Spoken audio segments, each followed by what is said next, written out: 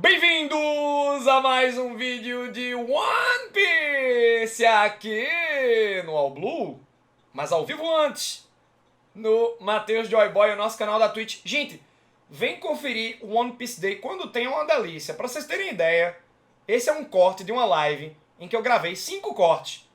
Falei da edição 3 em 1, vamos falar do episódio 1015, eu ainda vou falar sobre o capítulo 1047, as previsões para o 1048, responder perguntas e comentar teorias.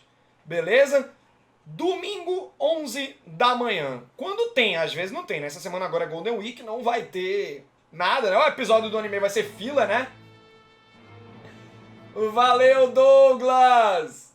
Vem com a gente, YouTube. Vem com a gente, obrigado Douglas por participar. E você pode invadir esse corte. E aí eu improviso, me adapto, converso com você e você participa aí da criação do conteúdo, tá bom? Então eu conto muito com vocês aí. Vem apoiar, porque meus ganhos, o grosso do sustento da minha família, vem dos bits e donates que vocês me mandam através das lives, tá bom? Gente, primeiramente vai ter os meus comentários sobre narrativa. Foi um episódio emocionante, o episódio 1015, quebrou tudo, melhor episódio do anime, porque você vê, por exemplo, aquele episódio 982, se eu não me engano, até o próprio episódio 1000 do anime, né, que adapta ali o capítulo 989 do mangá, são baita episódios, bem marcantes. Teve até, né, a gente precisa empregar a animação aplicada no episódio, não só a narrativa, mas as aberturas, né? Pô, recriaram o We Are. Foi incrível, mas esse episódio foi digno de filme, porque até em Conversê de Ace e Yamato você via o movimento fluido deles, absurdo, filtros, iluminação. O Nomichi vai estar participando aqui, ele mandou um áudio de 6 minutos e meio com comentários técnicos. O Nomichi, que é da Sakuga Brasil, os links para vocês seguirem a Sakuga Brasil no Twitter, o Nomichi no Twitter, e o site da Sakuga Brasil, que sempre traz informações e artigos muito bem embasados sobre o mundo da animação, tá aí na nossa descrição. Confere que vocês vão ficar cabeçudo e vão poder falar com mais propriedade quando vocês forem conversar sobre o anime, né? De uma maneira geral. Não só anime, né? Mas qualquer tipo de animação mesmo, né? Então, vamos lá para essa primeira parte. Gente, eu já comecei a me emocionar nesse episódio quando o Yamato tá falando com o Ace sobre o diário de Oden, né? A gente vê, como eu disse, né, uma animação muito fluida e pá. Você sente a malemolência no movimento dos personagens e o Ace, ele fala sem querer sobre o sonho do Ruffy. Qual é o sonho do Ruffy? Ser o rei dos piratas. Gente, o Ruffy, ele quer ser o rei dos piratas, mas tem algo além, que é um sonho secreto dele. E o Ace fica tenso porque por ter dito, né? Porque soa ridículo quando você diz. E até hoje a gente não sabe que sonho é esse. É o mesmo do Roger. Mas o Roger naquela época não queria ser o rei dos piratas. Essa parada de rei dos piratas veio depois da morte do Roger. A gente precisa se lembrar que antes do Roger morrer, existia a Era dos Piratas. Depois que o Roger morreu, veio aí a grande Era dos Piratas, galera falando do One Piece e pá. Então, que sonho é esse que o Roger tinha? E que esse propósito foi herdado pelo Ruffy, né? Além de outros, né? Porque o Roger também herda os desejos do Joy Boy, pá. A gente teoriza muito aqui no canal que o Ruffy, ele quer libertar os povos e quer dar uma festa, que nem a gente vê no final de cada arco. Que sempre tem um churrascão, provavelmente vai ter o churrascão de um ano aí. E eu acho que ele quer fazer isso no nível mundial. E aí parece um sonho bobo, né? Pô, o cara vai pelos mares, arriscar a própria vida pra dar... Eu vou fazer um festão, que ainda vai pelo... né? Então, é por isso que o Ace fica... Soa ridículo, mas eu acredito no sonho dele. E é muito legal você ver que o Ace, antes de ser o Ace do Barba Branca, quando ele era Ace of Spades, ele já falava: eu tô velejando pelo mar, mas o cara que vai sacudir tudo é o meu irmãozinho. Muito bonito, né, velho? Como eles se conhecem e como é a visão do Ace hoje, né? E eu achei absurdo ah, uns tons de verde e azul, né? Uma coisa quase que monocromática, vamos dizer assim. É uma redução de cores. E a trilha sonora vai numa crescente nesse momento. Velho, que episódio bem feito. Que negócio absurdo. A gente vai falar ainda da adaptação de uma maneira geral. É aí que a gente vê que o Ruffy diz o mesmo que o Roger. Que não era ser rei dos piratas, tá? Lembrando. E aí tem a reação do Ace e do Sabo. Ridículo, né? Eles dão risada, eles eram crianças. Só que, quando o Roger falou isso no passado, Oden e Barba Branca também acharam ridículo, até ficaram com a cara de... Como assim, velho? O que é legal, no mangá, essa referência aí, né, de que o Ruffy proferiu o seu sonho e as reações do Ace e do Sabo é total igual que aconteceu quando o Roger fala e as reações do Oden e do Barba Branca. Só que isso... Tu tem que lembrar, tu tem que voltar uns capítulos e... Eita, é igualzinho, né? Que legal esse link que o Oda fez aqui. Mas no anime deixa muito claro, porque ele mistura as cenas.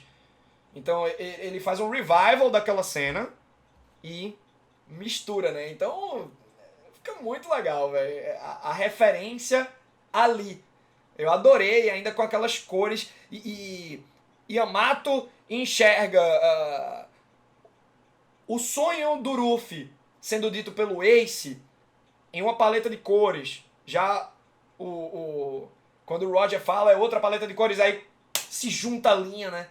É muito legal quando você vê que é a mesma coisa. Isso é o propósito herdado.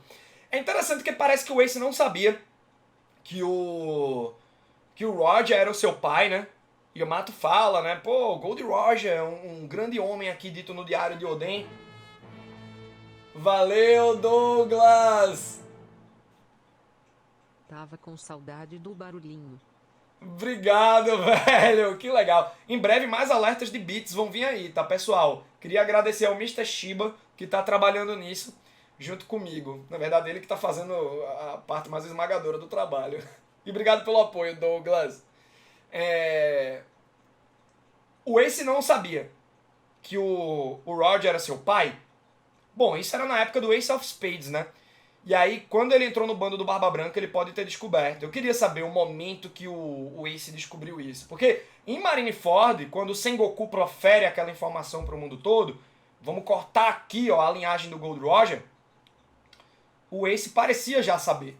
Ele trata com pesar a situação. Porque ele tem um rancorzinho, né? Essa parada de ser filho do Gold Roger. Mas eu queria ver o momento que ele descobre, sabe? É interessante também que Yamato fez o Vivre-Card do Ace. Eu adorei. Gente, quando o Ace pega no pedaço de papel, você vê uma textura do papel, só com a pegada dele. Parece tipo um papel manteiga com uma gramatura meio alta, né? E aí, quando o Ace morre, o Vivre-Card é consumindo em toda a sua totalidade. Até o meu filho chorou aqui, vocês puderam ouvir. O Leozinho participando do vídeo. Com pena da morte do Ace. Já pegando um spoiler ainda, bebê. E, gente, Yamato fica berserk, né? Tem umas coisas que são muito simbólicas nesse flashback de Yamato e do Ace, né? O Kaido é um pai que oprime muito o seu próprio filho. O Kaido, ele vai pra cima do Yamato quando o Yamato tá quebrando tudo por conta da morte do Ace. E o Kaido, ele tá vendo, né, Barba Branca tava lá em Marineford, não sei o que e tal. Ele tentou ir, mas o Shanks interceptou. Então ele ficou em 1 ano em Onigashima. E ele deve ter ficado muito pistola que foi interceptado pelo Shanks ou ameaçado pelo Shanks ao ponto de, pô, eu não vou me envolver, né? Tá a marinha toda lá, da Barba Branca, enfim. Se eu for, eu posso me ferrar, né?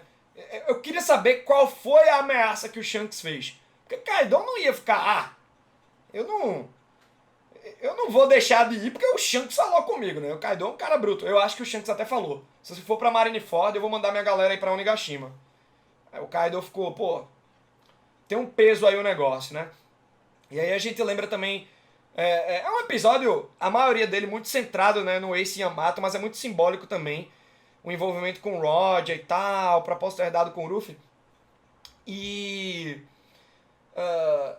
é interessante a gente reviver aquela frase, né, do Ace que ele fala pra Yamato.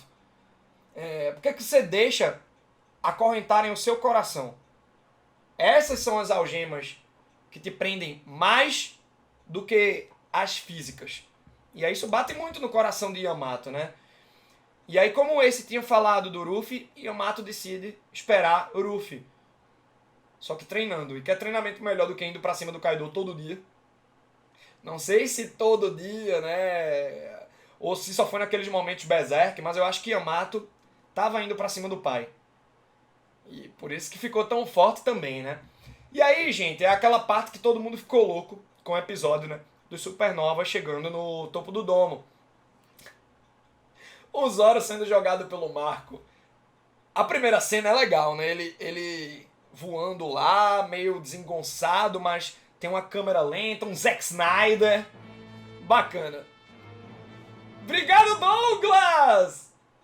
Capitão, só lembrando que o Ace sabe desde criança que é filho do Roger.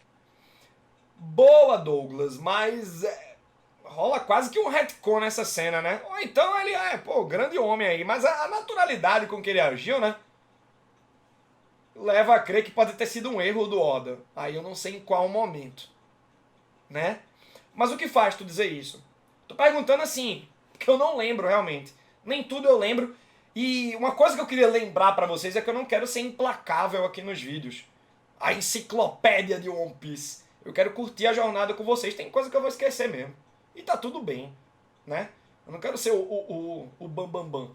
Eu quero estar fazendo uma galera de qualidade orbitar nas nossas lives enquanto a gente vai curtindo One Piece da melhor maneira.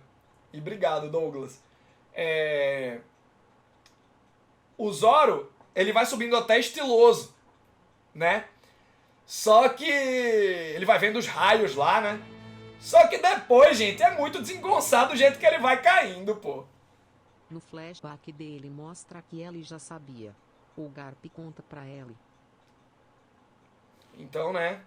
Onde o Oda errou? Acho que foi mais aqui, né? Nesse papo com o Yamato. Que o Ace foi muito... qualquer coisa, né? Ah, que legal, eu queria beber com esse cara um dia, né? Como assim, velho? Mas voltando, gente, eu morri de rir do Zoro caindo.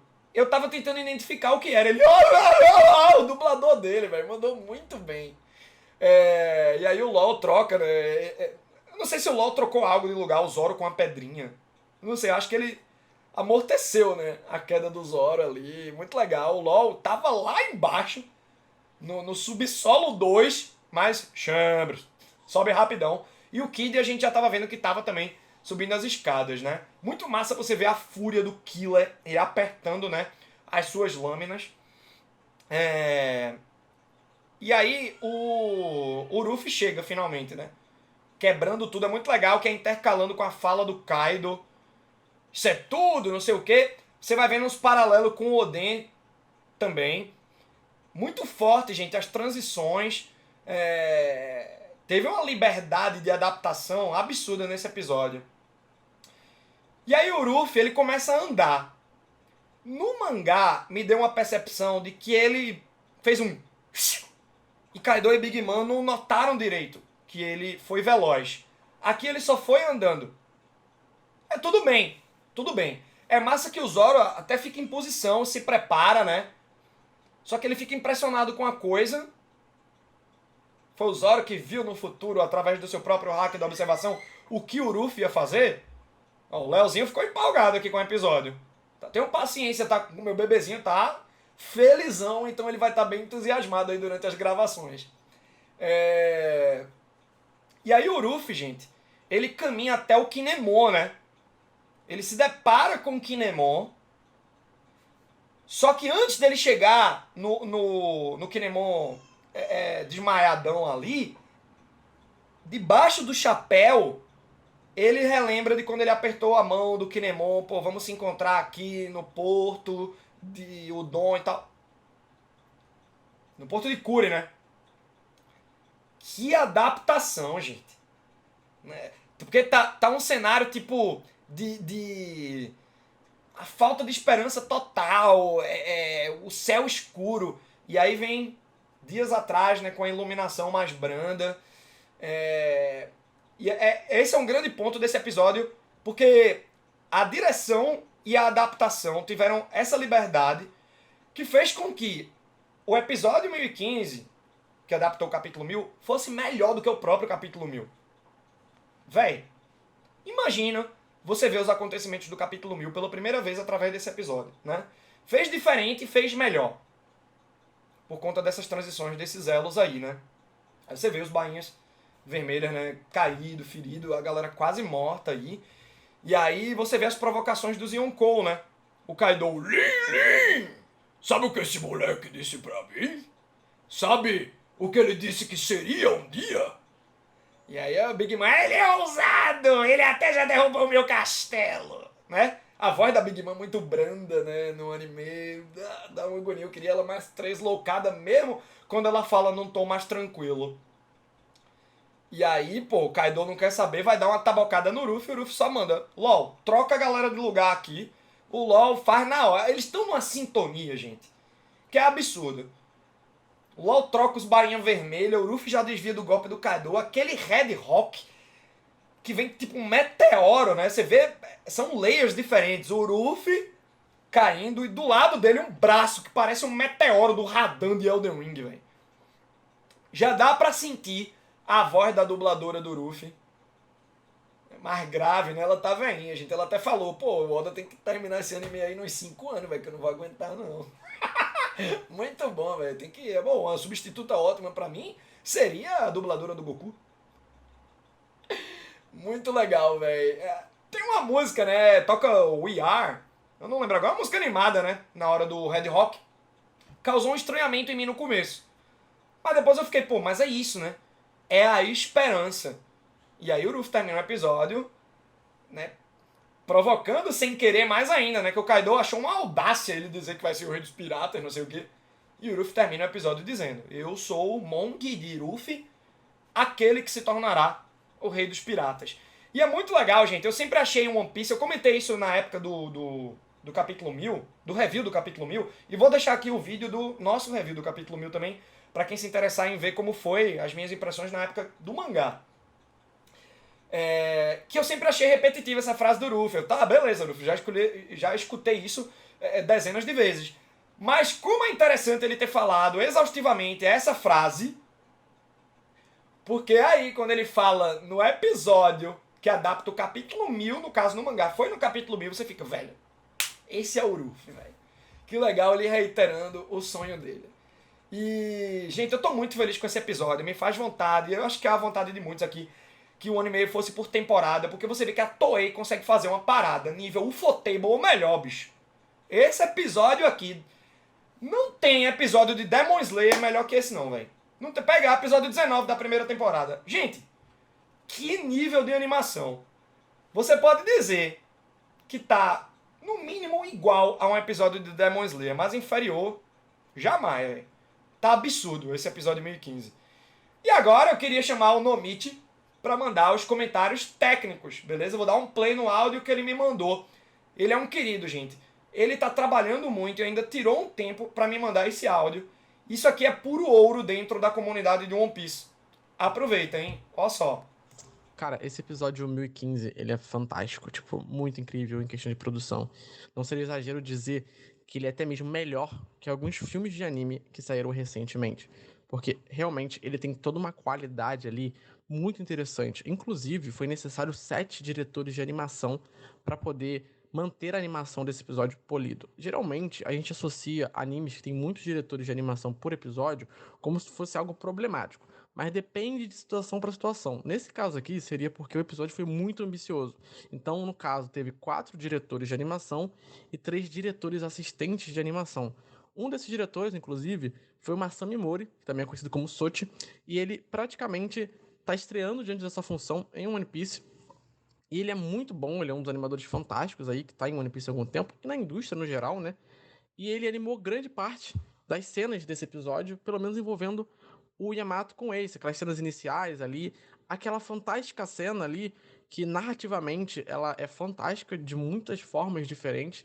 A cena ali do flashback do Ace criança, com o Sabo, com o Luffy falando do sonho dele, com o Roger e tudo mais, com o Yamato bisbilhotando, né?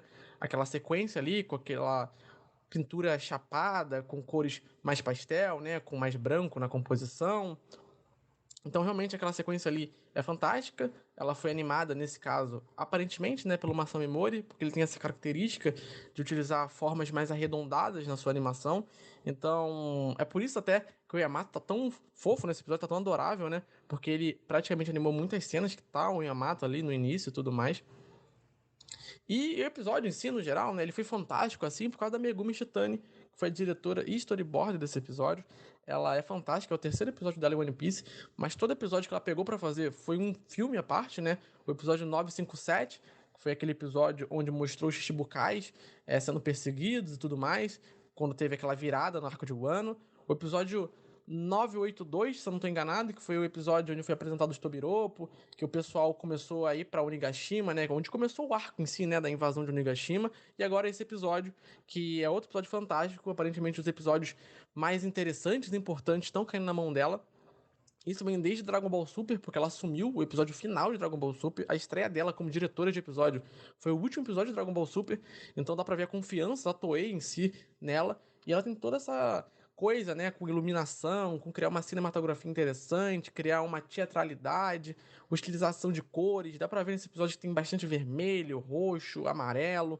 É algo dela, né? Ela gosta de utilizar cores quentes, cores frias, justamente até para poder utilizar um pouco de psicologia das cores ali no meio.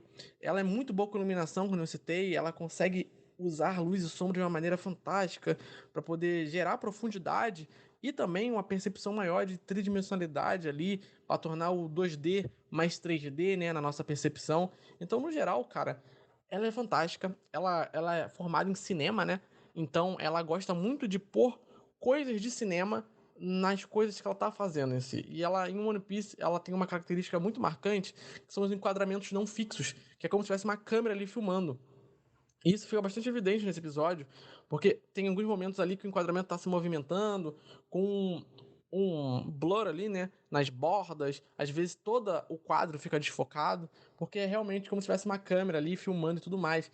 E ela também brincou muito nesse episódio com perspectiva em primeira pessoa, dá pra ver isso em vários momentos, e isso engrandeceu muito a narrativa do episódio, porque é totalmente uma outra perspectiva ali do que tá acontecendo, acabou engrandecendo, né, aquele momento final ali do Luffy usando o Red Rock, que tem aquela sequência mostrando coisas que aconteceram nos arcos anteriores, que culminaram ali em Onigashima, é uma coisa impressionante, tem uma catarse emocional envolvida ali imensa, porque ela realmente constrói aquela cena ali, tanto aquela cena também inicial, onde tá o Luffy criança, com esse criança e tudo mais, de uma maneira como se fosse, sabe, brincadeira de criança.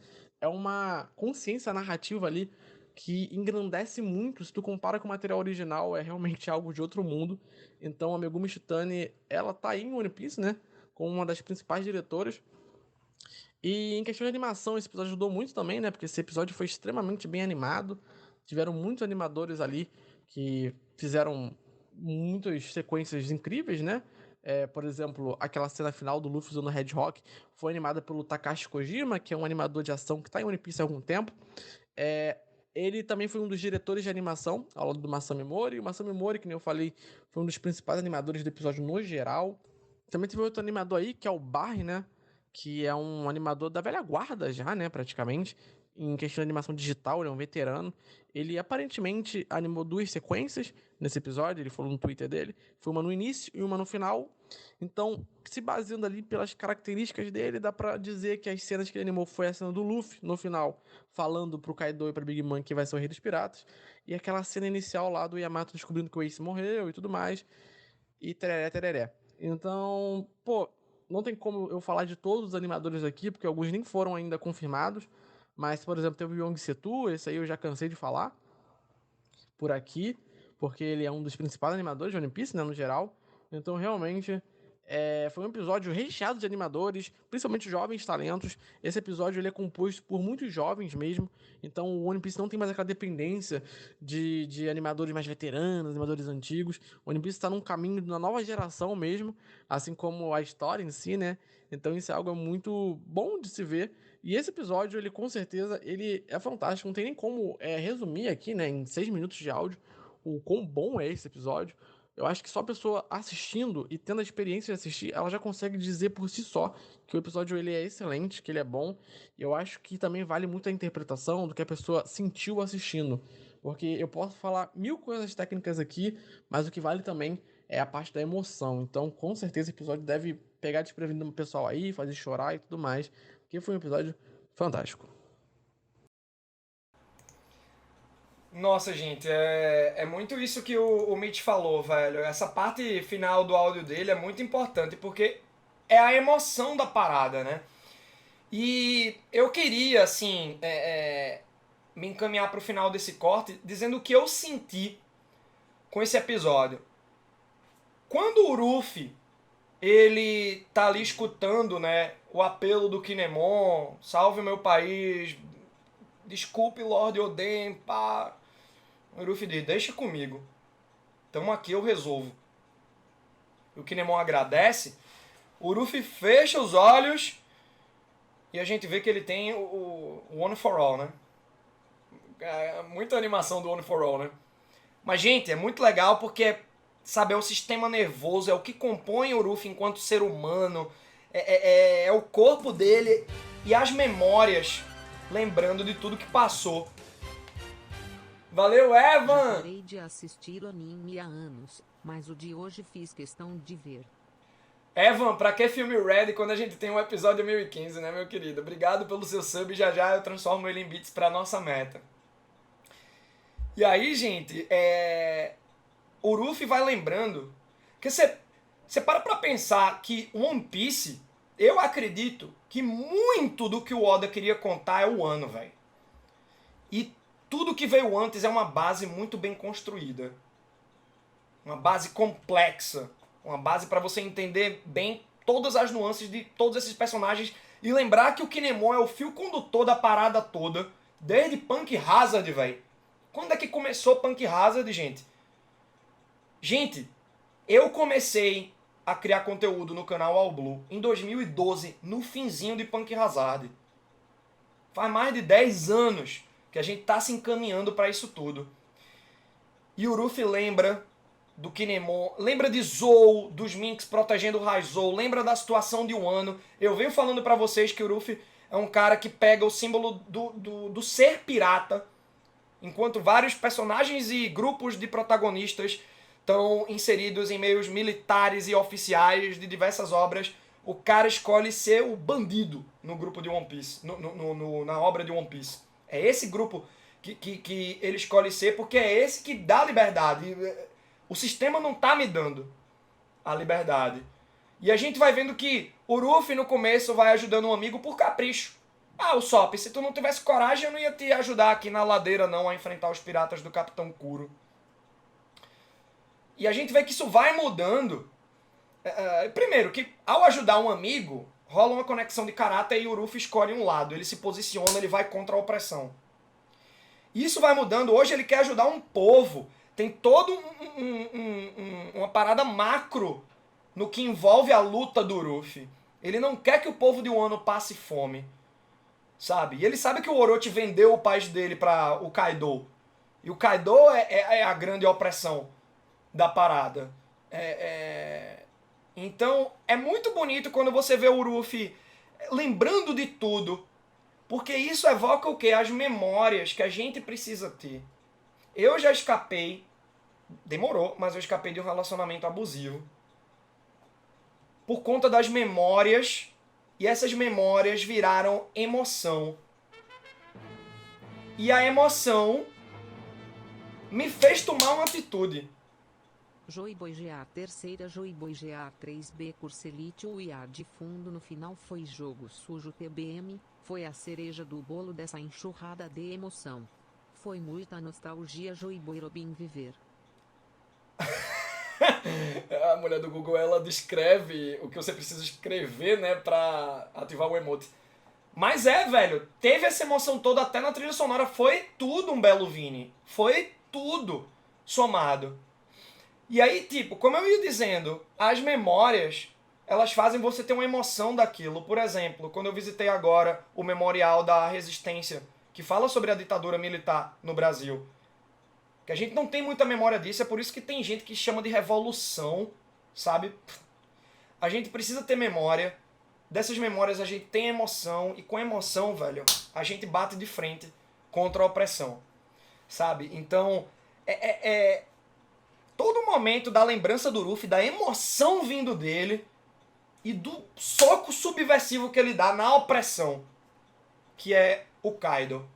É absurdo, gente. É mais do que a animação, a trilha sonora, o nível de adaptação. É todo o simbolismo da construção de One Piece até esse momento, velho. Que episódio. Você que tá pelo YouTube, comenta muito, beleza? E até a próxima.